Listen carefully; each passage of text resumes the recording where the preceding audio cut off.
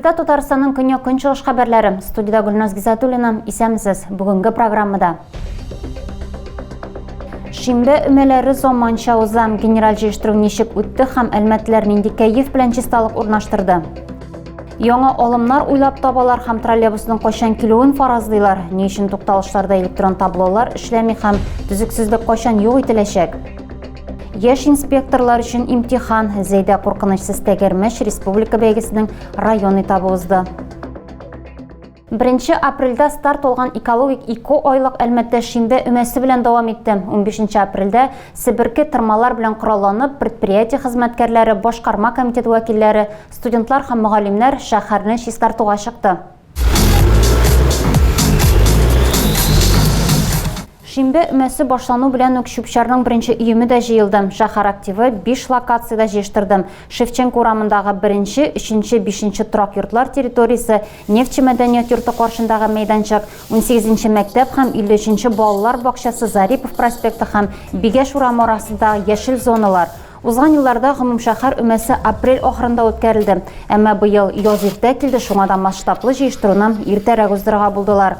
Әлмәт музыка күллиятендә эш кайный, студентлар заманча җырлар астында коры яфраклар җыя, биләмәләрне себерә. Мөгаллимнәр исә бордюрларны агарту белән шөгыльләнгәндә элеккеге җырларны көйли.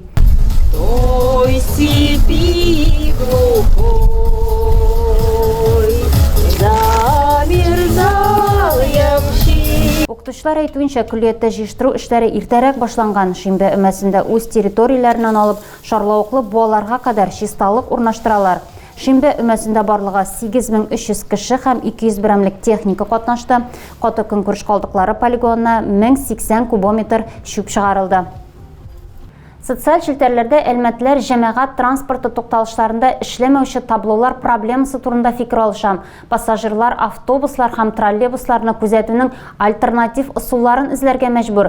Халыкның берилеше смартфонда кушымта барлый, икенчеләр тирбәлүче чыбыклар буенча троллейбусның килү-килмәвен ачыклый.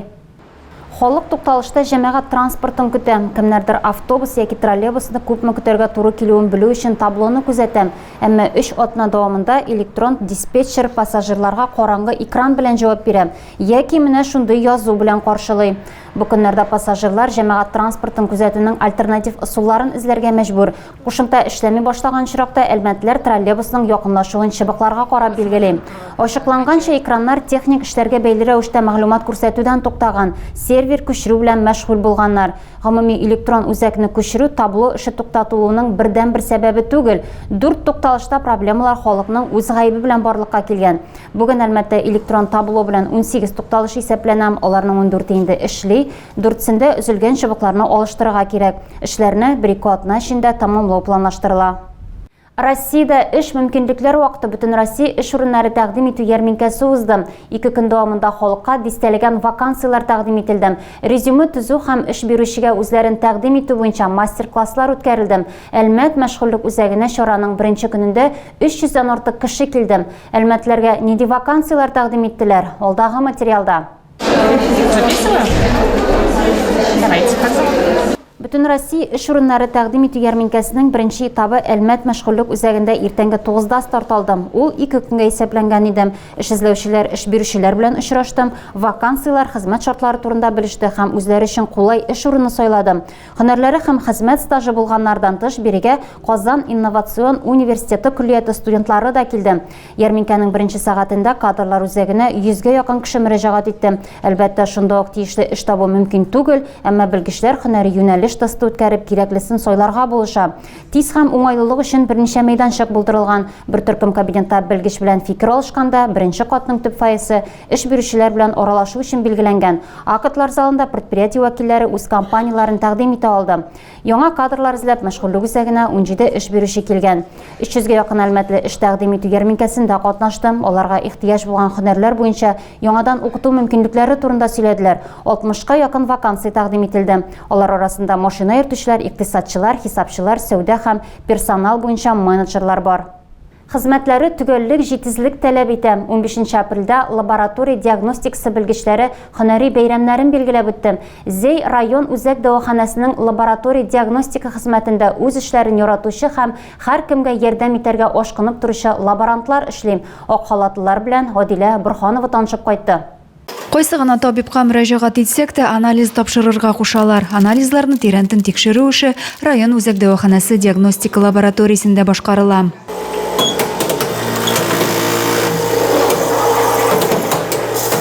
Флюрә Җәләддинова 45 ел лабораторияда хезмәт куя.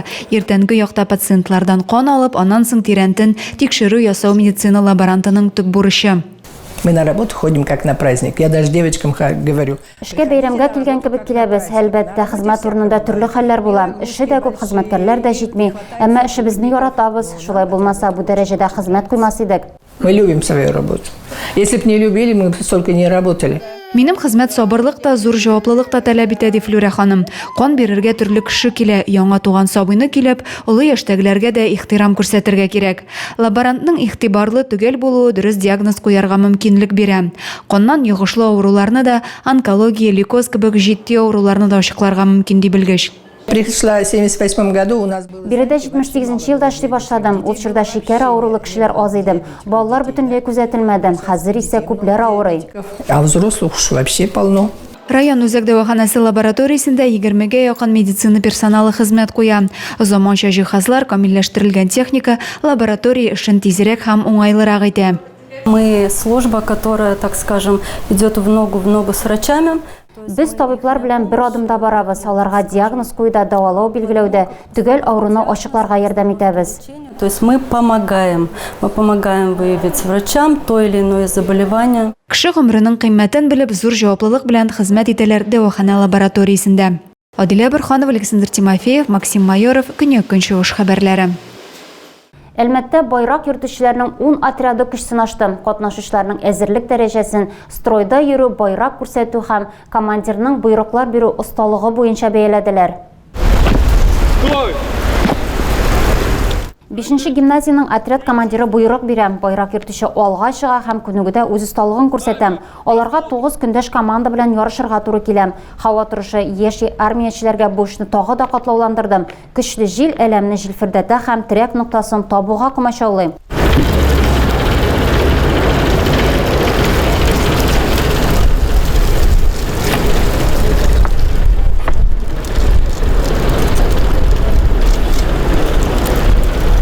Һава шартларынан зыян күргән байрак йөртүче 24-нче мәктәп командасыннан Артем Егоров мәктәптә сайлап алуда ул 7 көндәшен узып отрядта мактаулы урынын алган. Аның сүзләренчә, чыгыш ясарга җентекләп әзерләнгәннәр. Урында ук барлык командаларны тагын бер тапкыр башкарып чыкканнар.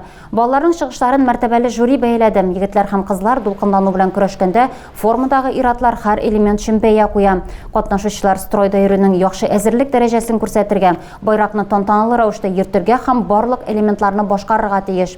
Әмир Мөхитов үз отрядында җиңү китерде. Ул 5-нче гимназияның отряд командиры. Үсмер җиңүне команданың гомуми казанышы дип бәяли. Балалар беренче тапкыр җиңүгә ирешкән һәм акчалата бүләкне катнашучылар арасында бүлергә планлаштыралар. Зейдә куркынычсыз тәгәрмәч республика бәйгесенең район этабы узды. Быел ул 16-нчы тапкыр оештырылды. Юл хәрәкәте яшь инспекторларының 22 командасы юлда йөрү кагыйдәләрен белүдә үзләрен сынады. Теманы Гадилә Борһанова дәвам итә. Мәктәп укучылары арасында куркынычсыз тәгәрмәч республика бәйгесенең район этабы бара. Юл куркынычсызлыгын кисәтү, юлда йөрү кагыйдәләрен кечкенәдән үк өйрәтүне максат итеп куйган бәйге ел саен уздырыла. Быелгы конкурста исә 22 команда катнашты. Мероприятие проводится в целях безопасности. Чара юл хәрәкәте куркынычсызлыгын тәэмин итү максатларында үткәрелә, ягъни юл транспорт травматизмын профилактикалау, юл хәрәкәте кагыйдәләрен яхшы бүлүчеләрне сайлап алу, конкурсның зона республика этабында катнашу өчен әзерлек узу күз уңында тотыла. В республиканском этапах конкурса. Чараның рәсми өлешеннән соң укучылар вакытка велосипедта каршылыклы юлларны узу буенча ярыштылар. Ә икенче мәйданда автошәһәрчектә хәрәкәт кагыйдәләрен төгәл үтәүдә үзләрен сынадылар. Юл кагыйдәләрен үтәргә тиеш, дөрес итеп йөрергә тиеш. Кайчан светофорның кызыл уты янса, чыгып йөгермәскә тиеш. Безгә бу эштә әзерләнергә безнең укытучыбыз Гүзәлия Батькова Зуфаровна. ПДДны кабатладык, медицинаны, езда на велосипеде. Командалар 2 малай 2 кыздан тора, биремнәр исә барысына да бер. Шәһәрдәге яшьтәшләре белән көч сынашырга кадер мәктәбе укучылары да килгән. Башка елларда уңышлы гына чыгыш ясаганнар, быел да сынатмаска исәпләре. Әлеге чара балалар иминлеге өчен бик яхшы чара дип уйлыйм инде мин.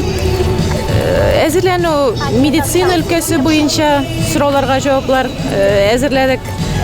Юлда йөрү кагыйдәләре буенча шулай ук тестлар эшләдек инде.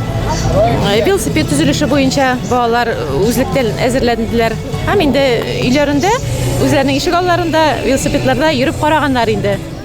Бәйгенең чираттагы өлешендә укучыларга үзләрен иҗади яктан күрсәтергә кирәк булды. Һәр команда юл йөрү кагыйдәләренә багышланган чыгышлар тәкъдим итте. Гомуми нәтиҗәләр барлык этапны берләштереп ясалды. Беренче урында 7нче мәктәп укучылары, икенчедә 6нчы мәктәп калды. Өченче урынны исә Сәүләй мәктәбе укучылары яулады. Адилә Бирханова, Александр Тимофеев, Максим Майоров, Көньяк-Көнчыгыш хәбәрләре.